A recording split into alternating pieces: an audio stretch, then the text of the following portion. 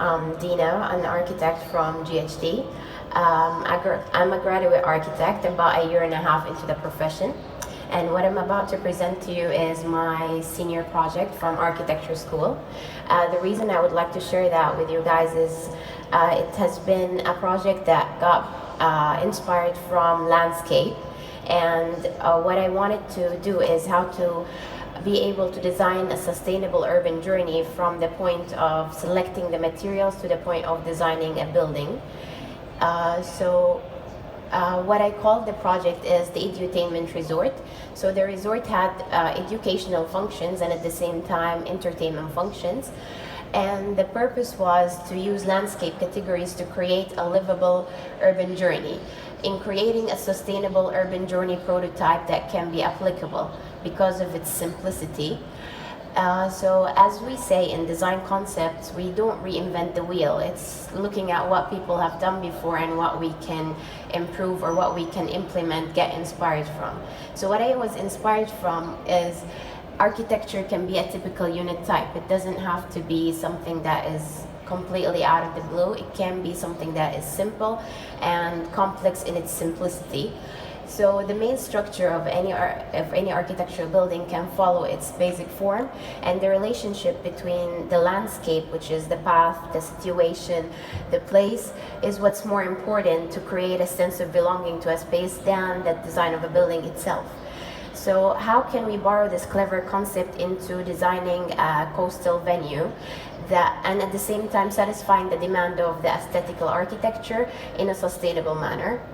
For this reason, I chose to start with selecting landscape categories and contemporary local architecture to be able to, from the Middle East, from the characteristics of what we have in the Middle East, and to create a sustainable urban fabric from that.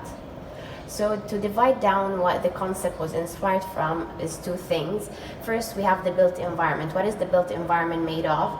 It's the landscape and the typical units. So for the landscape, I'm looking at hardscape and softscape, and this is what will create my place and my path, the place, the situation, and what will create the typical units is the building blocks. And again, the aim is how to create a sustainable urban journey from selecting the materials to designing the master plan in a sustainable manner to getting into the stage of designing the buildings itself. So looking at the landscape material categories, we do have hardscape and softscape. Hardscape is any hard element within your yard or your building, and it could be concrete, it could be bricks, it can be pavement and stone. And the softscape is any growing element from the trees, the mulches, the shrubs, or any vegetation. So how do we have sustainable material categories? In any design project, landscape is a combination of hardscape and softscape. And how often do we actually look at how sustainable is the design and the construction and the maintenance of these material categories, and how each component can actually be improved or modified to become more sustainable? So as it is related to the hardscape materials, sustainability looks at three key factors. Is how well does the material incorporate the principles of reduce, reuse, and recycle? What is the product's impact on the environment once it is installed? And what are the materials maintenance requirements?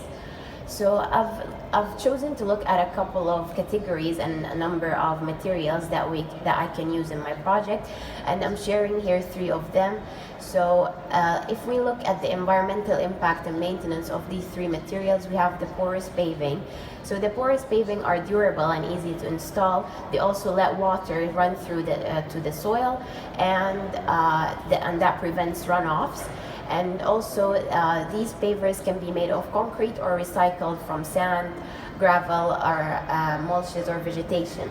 In terms of bricks, they're also durable and they can be recycled by crushing them and recycling them for mulches or pathways. Also, the bricks, when they're laid on a sand base, they prevent runoffs and they let the water run through to the soil.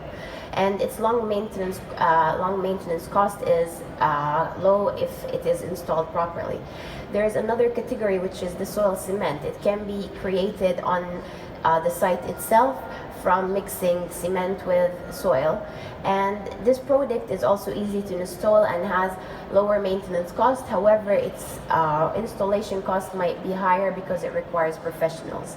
And what gives this importance in designing naturalistic landscape is it has got more aesthetical value in the landscape than the more rigid forms of the paving.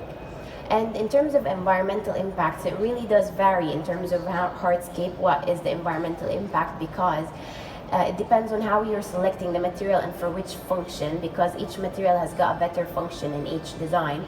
And it depends on how you're installing it. So if we look at pavement, if you're installing pavement, it will not allow the water into running to the soil. However, if you have porous pavement or you're laying bricks on a sand base, it will prevent runoffs and it will let the water run through the soil, preventing contaminations.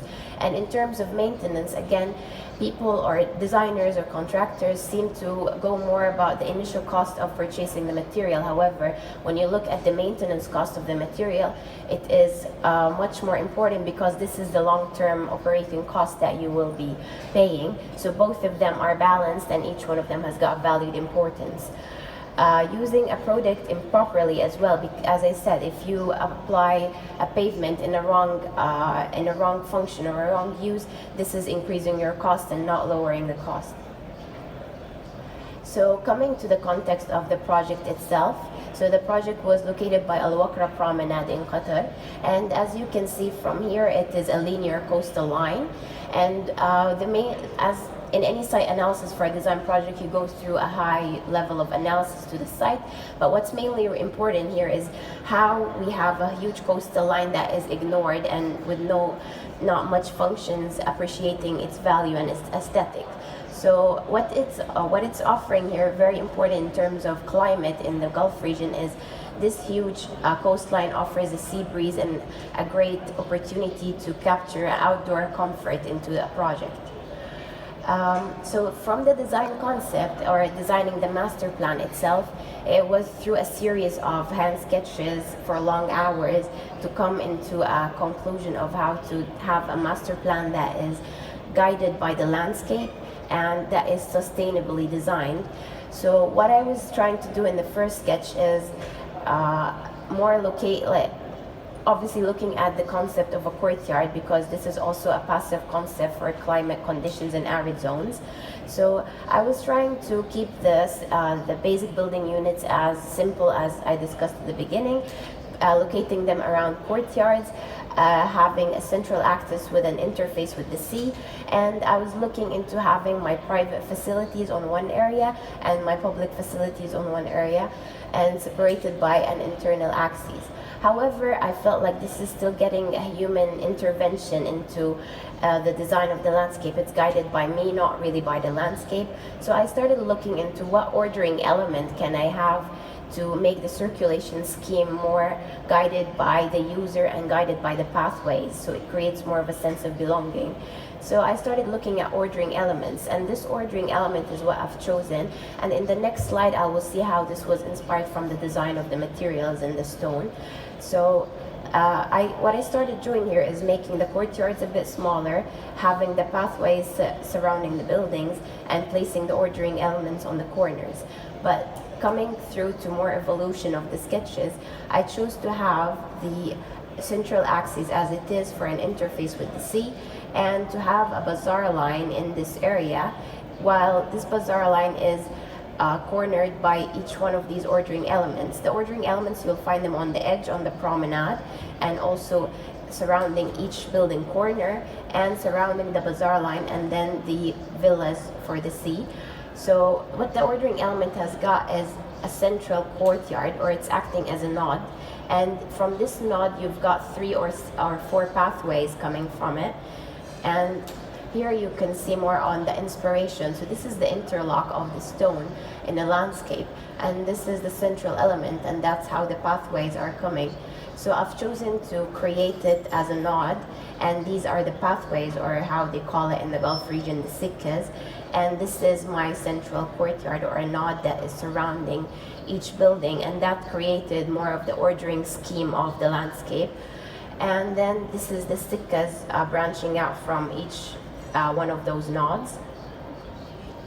And looking here at just some of the inspirations and the sketches through the project development, this was the bazaar line, and the bazaar line in the landscape in the master plan was more of having a purpose of dividing the semi-private from the public activities. Again, this is a way of having a pathway or a landscape feature that is dividing the functions without putting barriers, without putting any fences. And this is the central axis with the interfacing of the sea. And if we look over here, this is the private zone of the villas located on this side. And what I've chosen to do here is also have green areas, so landscape features in between each one of the villas, and respecting a slight topography in the site of 1.5 meters helped into achieving views into each one of these villas, and also capturing the sea breeze while having a nice green space in between each one of those villas. And they were organized in a way here more clear on the master plan. So they were organized in this zone so that each villa has got a courtyard next to it, and each villa has got a courtyard in front of it, so that the views and the sea breeze are still respected from the site itself. So if you can see here, the ordering elements are these, and having the pathways surrounding the buildings, and they are acting as the guiding element for each person. So if we're looking at the public promenade at the back, you can easily access the site through these nodes. Also over here, you can easily access the buffer zone, which is the bazaar. And then coming here into the private zone of the villas, there is a difference in the height, and at the same time it has got water features aligning with the bazaar line, so that the privacy is again respected with a landscape element and not by a barrier or a fence. And over here you can see how rigid the landscape is for respecting the features of the site. Here it's more of a naturalistic landscape because it's more of an open area, and these are villas to enjoy the views. This is an axonometric view of how the site was laid out to view more of the feature of the buffer zone here, the central area, the blocks, the simple building blocks, the units surrounded by the landscape. And over here in this cross section, you can see how the promenade is here, the axis is through the pathways over here, and the slight difference in height, which is also respecting again the privacy and the buffer between each zone. And the water features again to respect the privacy, and you can see the bazaar line, the public activities, and the more of a private activities with the upfront of the sea. And again, talking about sustainability, these are aspects which were implied in the project. So having the narrow sikkas between buildings which are shaded so that the outdoor comfort is respected for the users. The courtyards, or the ordering element, which is the node, has got a water fountain and trees so that the outdoor weather is cooled and at the same time shaded. The bazaar line is covered with a tensile fabric, allowing the daylight to enter from the side, which is more of an indirect form of lighting, again for the comfort of the users.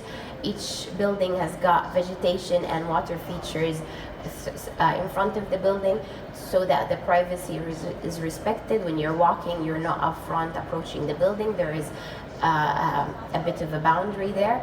And also an outdoor cooling technique where furniture were placed by the seaside to capture the sea breeze and transfer it into underground ducts, and diffusing that in the sikkas or the walkways, so that it is creating a more of an outdoor thermal comfort for the users. This is a bit of how the concept of the building blocks were designed.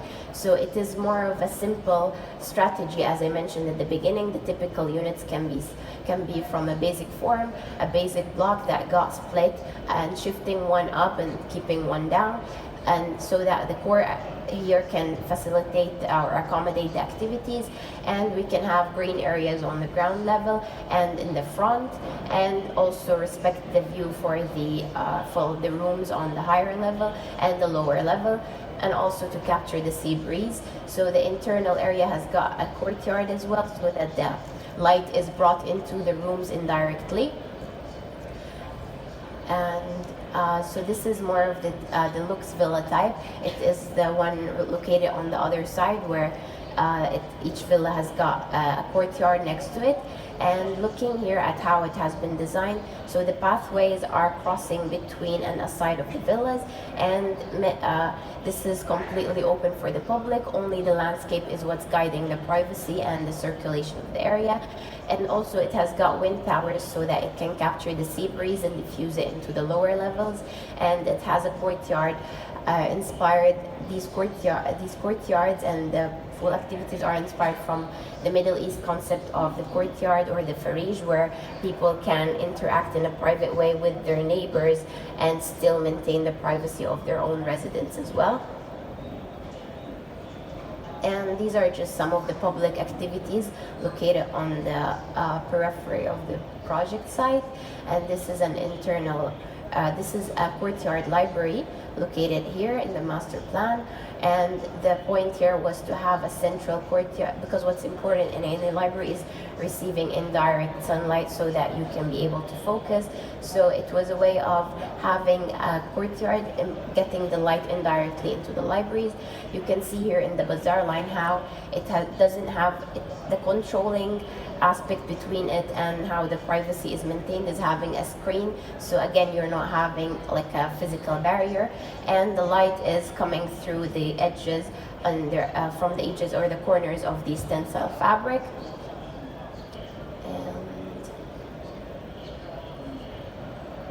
And this is a view of the sikkas that is leading the visitors from the public promenade into the project. And here is a gallery that is designed to be also an access way from the main public promenade into the project, while having a feature of ramps and a feature of tensile fabric shading this aspect. So the whole idea was having this inviting walkways into the project from the public area, also guided by landscape design. And that's pretty much it. Thank you. Any questions?